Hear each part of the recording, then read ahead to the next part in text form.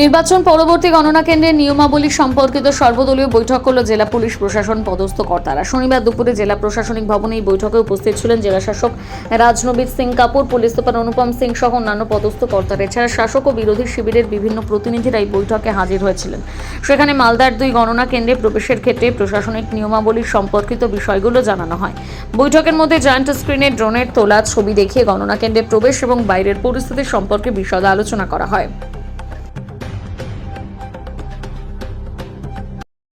আমি বলে দেবো, হ্যাঁ এখন যেতে হবে। Okay sir. আজকে আমরা সব পলিটিক্যাল পার্টি মিটিং করেছি, এসপি সাহেবও ছিলেন ওখানে। আমরা সবাইকে জানিয়েছিলাম যে কাউন্টিং সেন্টার কীভাবে আপনারা যাবেন, কাউন্টিংয়ে দেখি সিস্টেম হবে, স্ট্রং রুম ওপেন হবে। সবাইকে খুব ভালো একটা ড্রোন ভিডিও দেখিয়ে আমরা রিয়েল লাইফ ভিডিও দেখিয়েছি কি কাউন্টিং সেন্টারে কাছাকাছি কোন রাস্তা ওরা নিতে পারবে, সো দ্যাট ওখানে জাম না হয় কাউন্টিংয়ের আগে ওপরে। এখন আমরা সব ভেন্যুতে গিয়ে ক্যান্ডিডেট সঙ্গে একবার স্ট্রং রুম ঘুরছি, সো দ্যাট সবার একটা কনফিডেন্স থাকবে, অ্যাডমিনিস্ট্রেশনের উপরে একটা ট্রাস্ট থাকবে। স্যার ড্রোনটা কি স্যাটিসফাইড স্যার?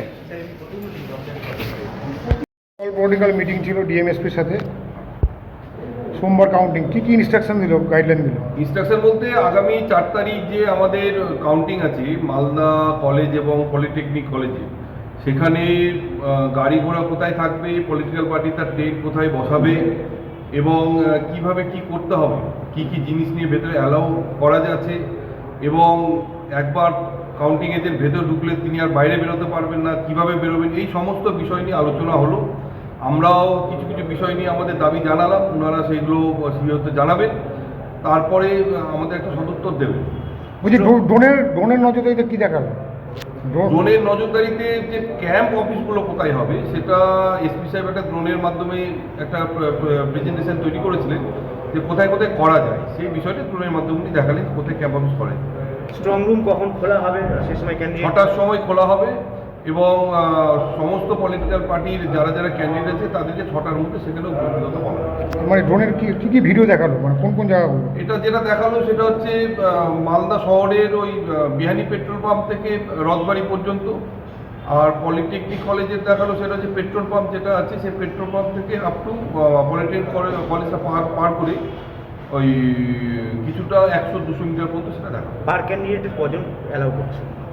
পার ক্যান্ডিডেট যেরকম বলা হয়েছে 6টা টেবিল হবে এবং পোস্টাল ব্যালটে যিনি থাকবেন আর ইলেকশন এজেন্ট আর ক্যান্ডিডেট আর ইয়ারও যিনি থাকবেন তাদেরকে অ্যালাউ আছে। বাড়তি কোনো সুযোগ বা সুবিধা বা ডেলিভার সেরকমভাবে কোনো সুযোগ সুবিধা নেই।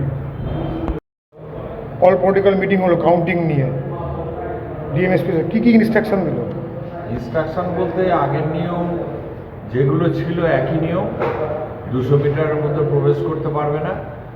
আর যেটা বিধানসভা প্রার্থী ওয়াইজ গাড়ি পার্কিংয়ের কথা বলছিল, টেন্টের কথা বলছিল, আমরা একটু মডিফাই করলাম। যেটা বলছিল বিহানি পেট্রোল পাম্পের পাশে 2-3টে পার্টিকে দেবে, আবার মালদা কলেজ গেটের পিছন দিকে 2-3টে পার্টিকে দেবে। আমরা সেটা প্রস্তাব দিলাম যে বিধানসভা ওয়াইজ যদি ওটা করে নেওয়া যায় সুবিধা হয়। যেমন ইংরেজ বাজারটা যদি বিহানির ওখানে থাকে, আর বাদ বাকি আপনার যেটা আছে মালদা কলেজে মোথাবাড়ি আছে, মালদা বিধানসভা আছে, মালতীপুর। আর বলছি এসপি সাহেব ড্রোনের কি ভিডিও দেখালো আপনাদের? ড্রোনের ওটাই দেখালেন কি পার্কিংয়ের ওটাই দেখালেন যে এইভাবে করা হবে পার্টি ওয়াইজ। তো আমরা সেটাকে একটু মডিফাই করে নিতে বললাম, রিকোয়েস্ট করলাম। আর দ্বিতীয় হচ্ছে যে আই কার্ডটা এবার নতুন অ্যাডিশন হলো কিউআর কোড সহ, এটা একটা অ্যাডিশন হলো। আর এবং মানে একবার কেউ বাইরে ঢুকে গেলে বাইরে বেরোতে পারবে না? হ্যাঁ, কিউআর কোড না ঢুকে গেলে মানে তার ঘরের বাইরে সে যেতেই পারে, বাথরুমে যেতে গেলে তাকে বেরোনোর সময় কিউআর কোডটায় আবার আউট শো করে তারপর তাকে যেতে হবে। সে যদি সেটা না করে তাহলে কিন্তু আর ঢুকতে পারবে না। স্যাটিসফাইড আপনারা মিটিংয়ে? হ্যাঁ, এমনি ঠিকই আছে, অসুবিধা নেই। আপনার নাম? আমার নাম কৃষ্ণেন্দু মৌলিক, মালদা জেলা তৃণমূল কংগ্রেস কমিটির পক্ষ। স্যার একটু প্রথম দিকে বলেন স্যার, কাউন্টিং নিয়ে আজকে কী আলোচনা হলো সর্বদলীয় বৈঠকে? আজকে আমরা ডিএম অফিস পক্ষ থেকে সকল পার্টি রিপ্রেজেন্টেটিভকে ডেকেছিলাম। কাউন্টিংয়ে আমাদের কি অ্যারেঞ্জমেন্ট আছে ওটা ওনাদেরকে বুঝালাম, আমাদের পার্কিং ব্যবস্থা কি আছে ওটা ওনাদেরকে বুঝালাম, ওনাদের ক্যাম্প কোন দিকে হবে, গাড়ি ওনারা সাপোর্টারদের কোন দিকে থাকবে, এটা সব আমরা আলোচনা করে ডিসকাস করলাম। আর ওনাদেরকে আমি এটাই রিকোয়েস্ট করলাম কি রেজাল্ট যাই হোক কিন্তু আমাদের মালদায় শান্তি বজায় রাখবেন ওনারা, আমাদের প্রশাসনকে হেল্প করবেন, সাপোর্টারদেরকে গাইড করবেন। এই নানা রকম আলোচনা হলো আর এটা খুব ভালোভাবেই মিটিং হয়েছে। স্যার ভেহিকলস পার্কিং কোন কোন এরিয়া ঠিক করা হয়েছে?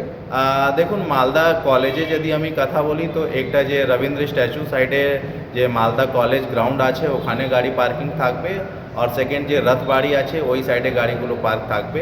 আর যদি মালদা পলিটেকনিক কথা বলি তাহলে যে আমাদের কেন্দ্রীয় বিদ্যালয় আছে ওই সাইডে গাড়িগুলো পার্ক থাকবে। আর আপনার যে পিএইচই সাইডে যে মাঠ আছে যদি মানিকচক ওর ওই সাইড থেকে যদি সাপোর্টার আসবে তো গাড়িগুলো ভেহিকলস কি কোনো বন্ধ থাকবে কোন রাস্তার? দেখুন আমরা বন্ধ রাখছি না, কিন্তু টোটোগুলো ডাইভারজন করছি আর যে গুডস ভেহিকল আছে ওটাও আমরা ডাইভারজন করছি। স্যার আজকে পলিটেকনিক কলেজে আর মালদা কলেজে কোনো ড্রোনের নজরদারি চালানো হয়েছে?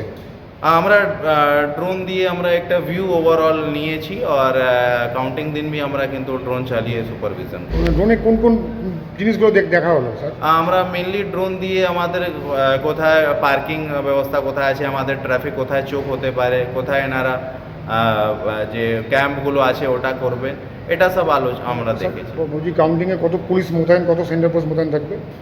দেখুন ওখানে প্রতিটা যে কাউন্টিং আছে ওখানে কোম্পানি আমাদের প্যারামিলিটারি থাকছে আর ওভারঅল মোর দেন 600 আমাদের পুলিশ অ্যান্ড অফিসার দুটা কাউন্টিং মিলিয়ে ডিপ্লয়মেন্ট থাকে।